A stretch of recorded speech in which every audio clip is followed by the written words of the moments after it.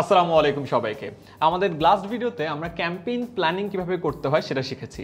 একটা ক্যাম্পেইনের মূল চালিকা শক্তি বা হার্ট হলো কন্টেন্ট, এবং আজকে আমরা আপনাদেরকে শেখাবো কিভাবে সেটার কন্টেন্ট প্ল্যানিং করতে হয়। গত পর্বে আমরা 10 মিনিট স্কুলের এক্সাম্পল দিয়েছিলাম। আজকে ঠিক তেমনিভাবে আমরা 10 মিনিট স্কুলের ফেসবুক পেজ, ফেসবুক গ্রুপ এগুলোতে কিভাবে কন্টেন্ট প্ল্যান করি সেটা আমাদের একেবারে নিজস্ব অপারেটিং স্প্রেডশিট থেকে আপনাদেরকে দেখাবো। ফার্স্ট অফ অল বলে রাখি, এটা খুবই বড় একটা স্প্রেডশিট, এটা পুরোটা দেখানো হয়তো পসিবল হবে না। আপনারা দেখবেন যে এখানে অনেকগুলো ট্যাব আছে, সেন্ট্রাল, অল রিপোর্টস, এখানে আমরা অ্যানালিসিস সব কিছু করি।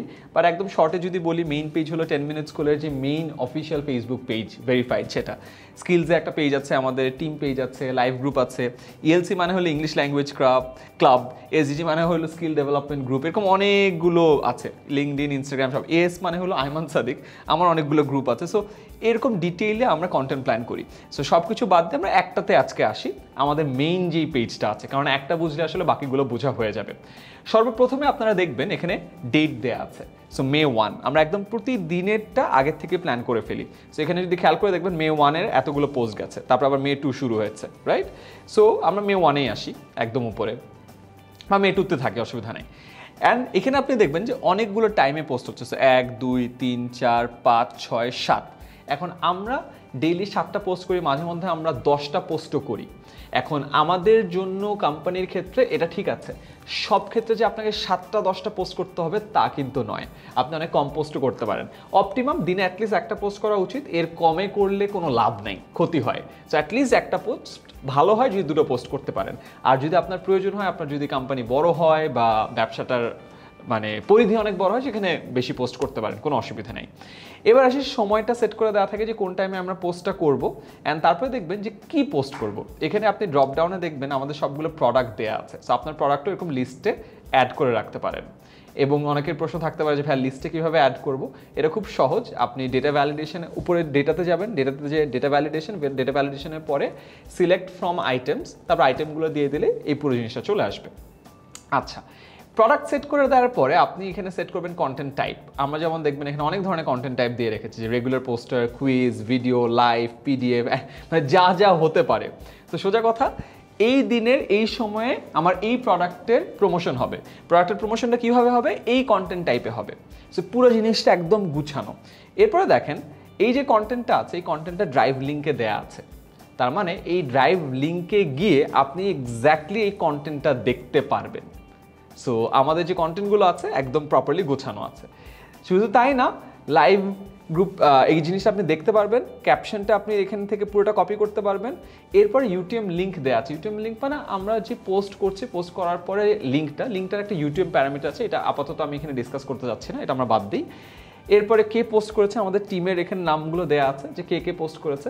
তারপরে আমরা পোস্ট যেটা অ্যাকচুয়াল আছে সেটার লিঙ্কটা আমরা দেখি, তারপরে কত রিচ হয়েছে, কত রিয়াকশন এসেছে, এগুলো সবগুলো আমরা ট্র্যাক করি। সো এইভাবে আমাদের পুরোটা প্ল্যান করা আছে। এখন আপনি যদি দেখেন যে এই যে জিনিসগুলো আছে, এই জিনিসগুলোর ড্রাইভের লিঙ্ক, এই ড্রাইভে আমরা সব কিছু গুছিয়ে রাখি। ফর এক্সাম্পল রেগুলার পোস্টার, আপনি যদি এখানে ক্লিক করেন, এখানে একটা ড্রাইভে চলে যাবেন। ড্রাইভে যদি আমরা ক্লিক করি, তাহলে গুগল ড্রাইভে আমরা এক্স্যাক্টলি এই যে মে দিবসের যে পোস্টারটা আছে, এই পোস্টারটা আমরা দেখতে পারবো।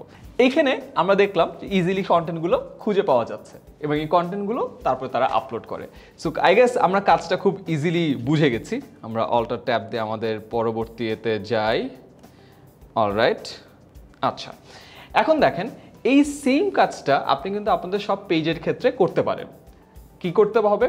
সো সবার আগে আমরা যদি আবার একদম আসি, ডেটের পরে কোন টাইমে পোস্ট যাবে, এরপরে কোন প্রোডাক্টটা আপনি পোস্ট করবেন, প্রোডাক্টে কোন ধরনের কন্টেন্ট দিচ্ছেন, তারপর কন্টেন্টটা ড্রাইভের লিঙ্ক এখানে সেভ করে রাখবেন, সো দ্যাট যে কোনো কেউ এই স্প্রেডশিটটা পেলেই সে কন্টেন্ট আপলোড করতে পারে। এরপরে কন্টেন্টে যে ক্যাপশনটা দিতে হবে, উপরে ক্যাপশনটা দেওয়া আছে, এরপরে লিঙ্ক, এরপরে কে পোস্ট করছে সেটা, তারপরে অ্যাকচুয়াল যে পোস্ট করেছে পোস্টের লিঙ্ক, অ্যান্ড তারপর এখানে reaction, comment, share, engagement, view, click, এগুলো মেজার করতে হবে। কেন এই পার্টটা মেজার করতে হবে? তার কারণ হলো আপনাকে বুঝতে হবে আপনি যে কন্টেন্ট প্ল্যানিং করছেন, যে মার্কেটিং করছেন, কোন ধরনের কন্টেন্ট ভালো পারফর্ম করছে, কোনটা খারাপ পারফর্ম করছে। যেমন এখানে যদি দেখেন, এখানে অনেকগুলো ভালো পারফর্ম করছে, যেমন একটার কমেন্ট বেশি, আবার একটার কমেন্ট কম। এখানে আবার শেয়ার বেশি, আবার শেয়ার কম। তার মানে এই কন্টেন্টটা অনেক ভালো পারফর্ম করেছে, এই কন্টেন্টটা অতটা ভালো পারফর্ম করে নাই। এবং খেয়াল করে দেখবেন, শুধুমাত্র তাই না, এইখানে অনেকগুলো কন্টেন্টই ভালো পারফর্ম করে না, খুব ইজিলি আমি বুঝতে পারি। এইটা থেকে রাতেবেলা কন্টেন্ট টিম আবার বসে দেখে যে দেখে আমার এই কন্টেন্ট ভালো পারফর্ম করেছে, তার মানে এই কন্টেন্ট আমার বেশি দিতে হবে। এই কন্টেন্ট ভালো পারফর্ম করে না, তার মানে এই কন্টেন্ট আর দেওয়া যাবে না।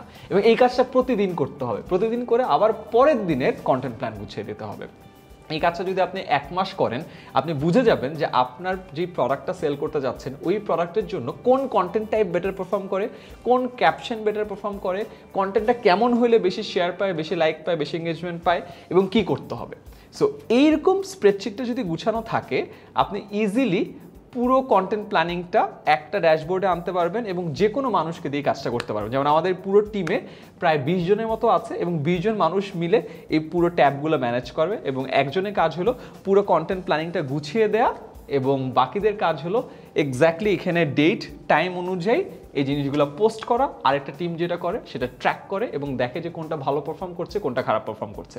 কেন ভালো পারফরমেন্স যেগুলো হচ্ছে সেগুলোর শিডিউল বাড়িয়ে দেওয়া বা ফ্রিকোয়েন্সি বাড়িয়ে দেওয়া, যেগুলো খারাপ পারফর্ম করছে ওগুলোর ফ্রিকোয়েন্সি কমিয়ে দেওয়া।